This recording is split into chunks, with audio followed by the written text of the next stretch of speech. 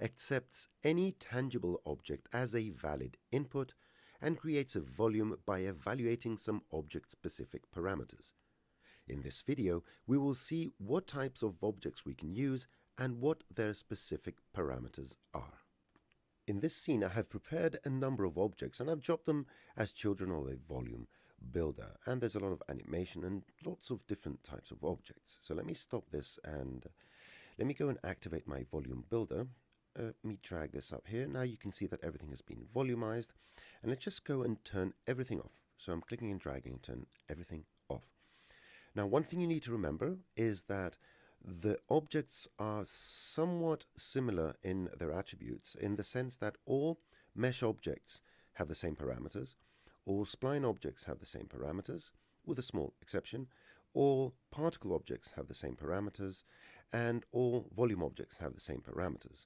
And you cannot use objects that are not tangible, so lights, cameras, and a floor object and deformers without being assigned to an object will not work. But everything else pretty much will work.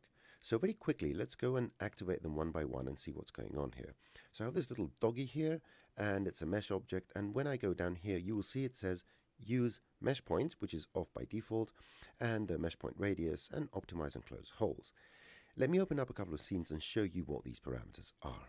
The use mesh points is a very simple parameter that just tells us that instead of using the actual object as a volume source, just use the points. So now it's just creating blobbies wherever the points are. So if I go to the cube and I increase the number of points in some of the segments, you will see that we get all these little blobbies, and we can use them in all sorts of contexts with more complex objects. Now, one more thing, we can change the radius of these points and make them look any way we want them to, and you can see that they're merging nicely when they come together with each other. And they're going to create a nice smooth mesh.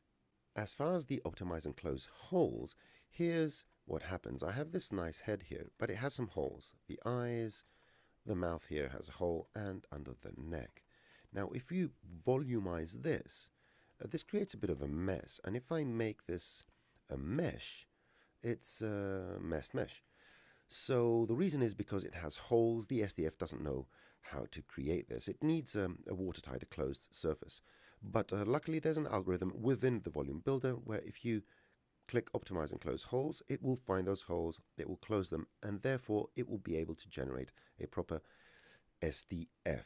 So moving forward, you will see that a primitive cube or a primitive cone, or any primitive for that matter, a torus, or even a generated object, like a lathed object, or even an instance of an object, or even a hierarchy with objects. So 4 cubes under a null. We drop the null here. We can only see the null. And let me show you something about these mixed hierarchies. So here is a mixed hierarchy. It's a null with 4 different types of objects, a matrix, 2 primitives, and a primitive spline. If I select it, I can only see the null, but you will see here that we have a variety of attributes, some pertaining to the actual mesh object, so the sphere and the cube, some pertaining to the spline, the helix, and some pertaining to particle objects, because the matrix is a particle object. And I'm just going to show you in a bit exactly how this works. But yes, you will get all the types of parameters you need underneath when you select the parent object. Just a little note about mesh objects. You can use instances and they will work fine. So this here is an instance of this, and you can see that it's got the deformation on it because this is a torus that's been deformed, and you can see that it comes in perfectly as a valid volume input. So let me turn everything off and move to splines. So I'm going to select this editable spline. Now with splines we have the following thing. In order for the volume builder to create a spline, it needs to sample something. So if I make this quite low so we can actually get a better resolution, what you will see is that for splines, it first puts some spheres on the spline to create a thickness, to create a skin, and then actually this becomes an SDF.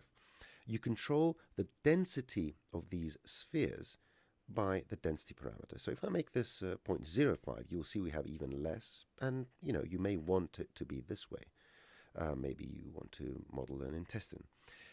Or you make it higher and then it puts more spheres. Just make sure you don't put too many, because then you're going to have more calculation time. Not too much, but unnecessary calculation time you can avoid. And then we have the radius. So these are the two parameters that apply to splines. So the same parameters apply to the helix. So let's go here. Here it is. Go to the helix, select it, increase the density and decrease the radius.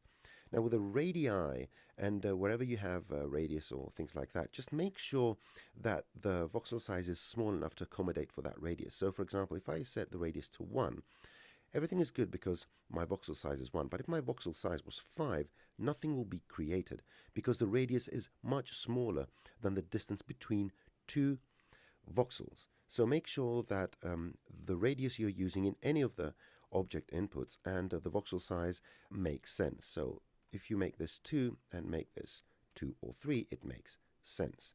But make sure this is not much smaller than this. So the tracer is a very particular type of spline. It's actually a spline that's been generated by tracing something.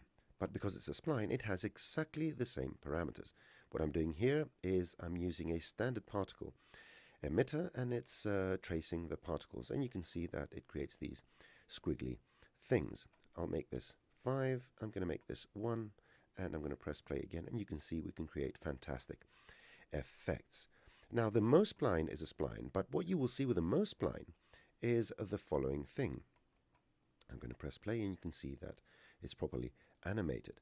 Now with a Mo spline, we only have density, we don't have the scale, the radius.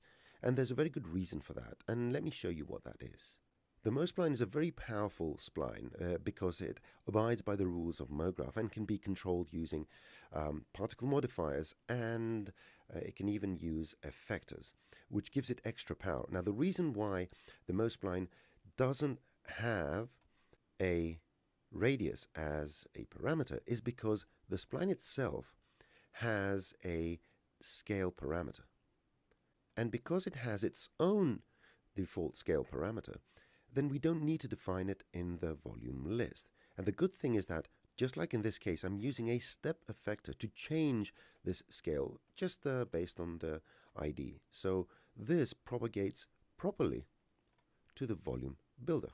So let me just go and make the density 0.1 so you can see what's going on. There you go, our little spheroids.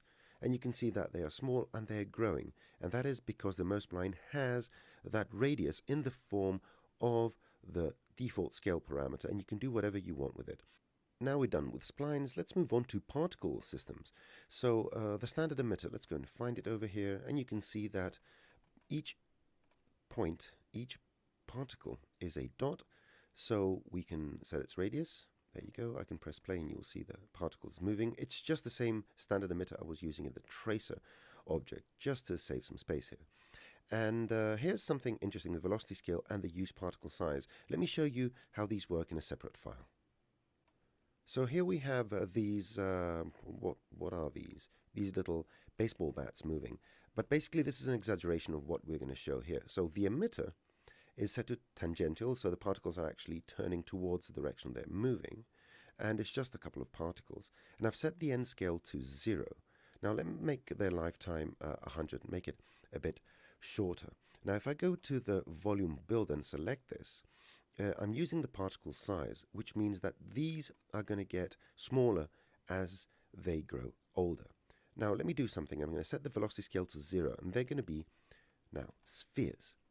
But they're getting smaller because I'm using the particle size. And this particle size, it actually respects the scaling that the emitter is creating over here, the end scale. The other thing I need you to pay attention to is this velocity scale. These are moving and they have a particular velocity at every frame. That velocity is a combination of how fast they're going and where they're pointing. And if I make this 1, for example, you will see that that velocity becomes a parameter that allows them to elongate. Now, this is an exaggeration. You can do this as an effect, but it doesn't have any real practical use. But if you use a nice little modest value like 0.2, you can create the sense of droplets. And that is interesting. The same parameters you can find in the matrix object. So use particle size and the radius, but we don't have any velocity here. And the particle size is whatever the matrix scale is, and you can use effectors to change that and so forth. Very, very powerful and simple stuff.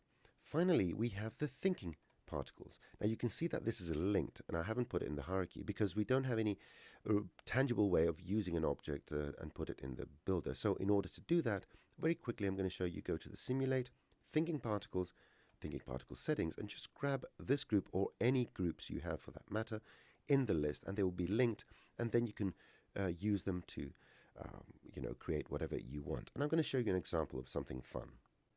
In this scene, I have a matrix object which is generating thinking particles on a helix object. And that's just about it.